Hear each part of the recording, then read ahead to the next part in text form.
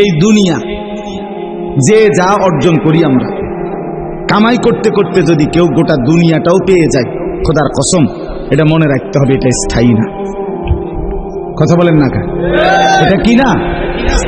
আচ্ছা, না পাইতে পাইতে যদি কেউ দুঃখ বেদনা হারাইয়া, কিচ্ছু নাই আমার, আমি জীবনে কিছুই পাইলাম না, যা চাইছি আমার কোনো আশা পূরণ হইল না, তো এ ব্যক্তিও মনে রাখতে হবে এটাও স্থায়ী না।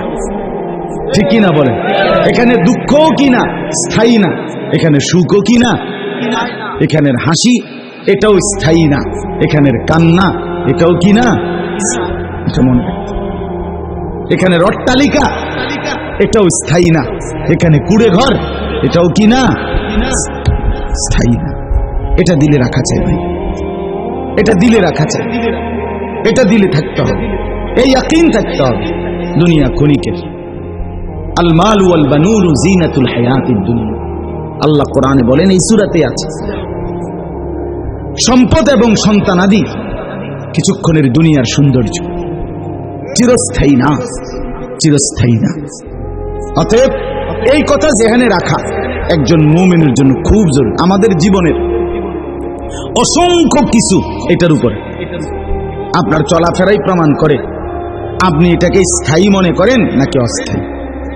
কথা বুঝছেন না?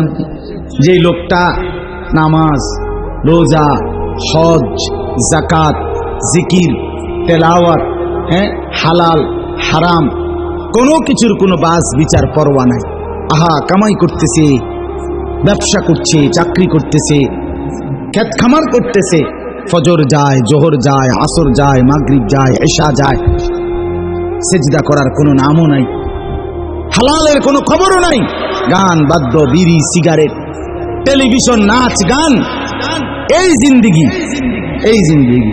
ছেলে নামাজ পড়ে না, কোনো খবর নাই, মেয়ে পর্দা করে না, কোনো খবর নাই, স্ত্রী পর্দা করে না, কোনো খবর নাই।